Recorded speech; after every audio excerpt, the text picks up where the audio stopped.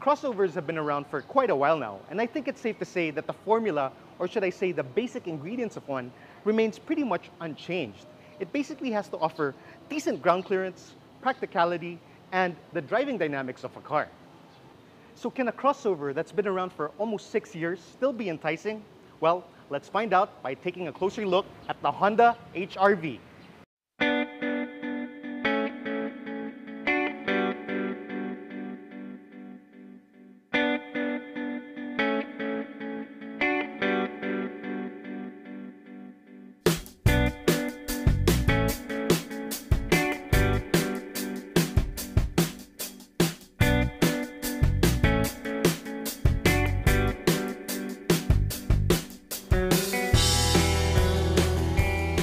If you're as old as I am, then you may still remember the first HR-V. This came out when people still had pagers and musicians actually played with musical instruments. This was the time before crossovers became a fad, when people weren't so obsessed with high ground clearance and the sedan was still the most popular platform. Yes, I'm talking about the 90s, which I think was Honda's golden era, their heyday, so to speak, because they were so ahead of their time. And even if the first generation CR-V and RAV4 were still a fresh idea, Honda already knew that there would be a place in the market for smaller, more affordable crossovers, hence the HR-V and countless manufacturers who followed suit. This here is the current HR-V, and despite the first one coming out over 20 years ago, this is still the second generation. You see, Honda stopped making the HR-V between 2006 to 2013. And yes, there is a third generation one which was just unveiled, but there's still no telling when that'll make it to our shores. So let's talk about this one. Now, you may or may not be a fan of the way this thing looks, but you have to give it credit for not looking like anything else. A lot of crossovers seem to sport the same silhouette, but not this. This is distinctly HR-V, and I kind of wish that they retained its insignia for the third generation. And what Honda was aiming for here was a coupe-like design as made evident with the sloping roofline and concealed door handles. Now, to say this is sporty may be a stretch or debatable at best, but the RS variant does get some sporty touches, which means you hardly see any chrome. Instead, you get glossy black touches around the honeycomb grille, the bumpers, the side sill garnish, and side mirrors. The door handles are dark chrome and it's an LED affair for the headlights, fog lamps, and taillights. Like most Hondas from this generation, the HR-V has fuzzy body lines, and by today's standards, the 17-inch alloys are rather conservative when it comes to size. But it fills the wheel wells quite nicely, and the black inserts are a nice touch. And I'm glad they didn't make the entire thing black because that's a little too boy racer. Now, opening the tailgate is done manually, which is a bit of a drag, but this reveals one of the things that Honda does so well, which is practicality and versatility, making this still a very compelling option despite its age. Say hello to 431 liters of cargo space. You can also extend that to 1,665 liters with the seats folded. But that's not all, because these seats are called ULTs, which means they can be configured for utility, length, and tall objects. Now try finding another crossover that offers that much versatility.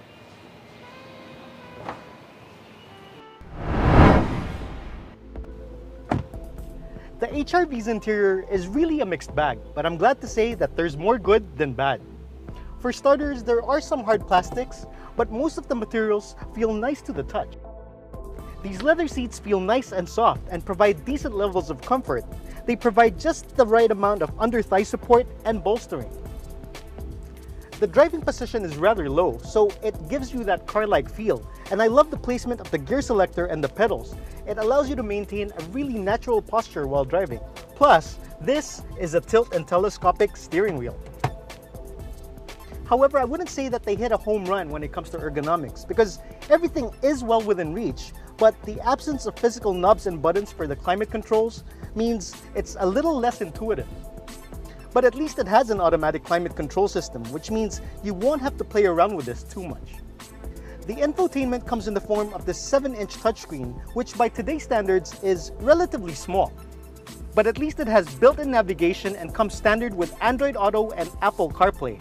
It also has a reverse camera with 3 different angles you could choose from. So it may not have a 360 camera, but this is the next best thing. Moving on to the instrument cluster, it's analog, which I personally do not have any issues with. At least it's clear and legible. And it also allows you to adjust the colors of the rings around the gauges. And trust me when I say that I think that this will look better after 10 years compared to some of the fully digital instrument clusters we have out there. Overall, the layout of this cockpit is very straightforward, and you still get some modern touches such as an electronic park brake and push button start, so it really doesn't feel that ancient. I just wish the design was a bit more fluidic, and I think that boils down to personal taste, but it really could use a bit more symmetry. Because look at the air vents. The air vents on the left compared to the air vents on the right look like they don't belong in the same car. But again, that's just me. Now, if you think the rear seats are versatile, check out these cup holders. Aside from being able to move the center armrests, there are various adjustments for the cup holders to accommodate different sized drinks. And despite being a subcompact crossover, the rear passengers will not feel cramped back there, right? In terms of amenities, all you get back there are seat pockets and a small armrest.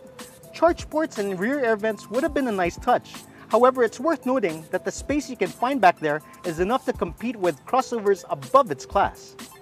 Like I said, it's a mixed bag, but again, there's more good than bad. Now let's see if it's the same case when we take this baby out on the road.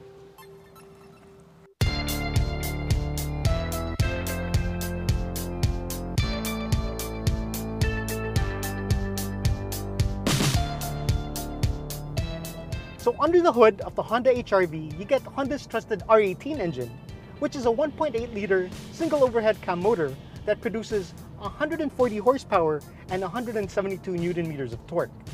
Now those numbers aren't astronomical, but it's more than enough for Metro Manila driving conditions. Now the bigger issue I have with this is with its transmission. It's a CVT, so that means it drones and makes a whole lot of fuss before putting the power down. It will put the power down, but it's like that office mate who gets the job done, but does a whole lot of yapping and complaining before they finally accomplish it. But at least the HR-V's transmission only does that when it's pushed hard. And like most CVTs, if you just ease off the throttle a bit, you won't have any issues with it. And besides, crossovers are meant more for comfort and ease of driving. And when it comes to that, the HR-V delivers in spades. Because the suspension is compliant over bad pavement, yet it remains well composed around the bends.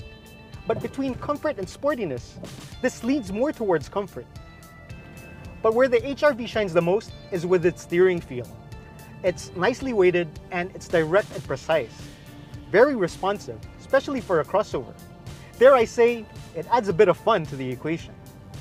And fuel efficiency isn't bad either.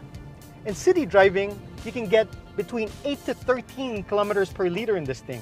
And when you take it out on the highway, you can get as much as 17 kilometers per liter, which really isn't bad.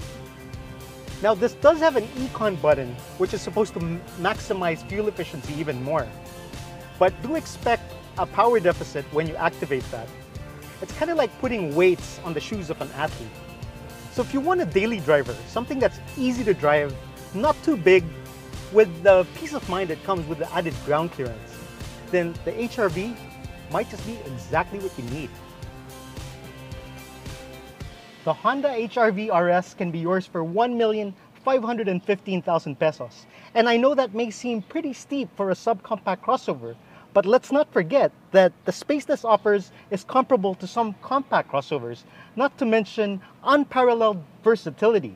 So at the very least, I think it's still worth considering.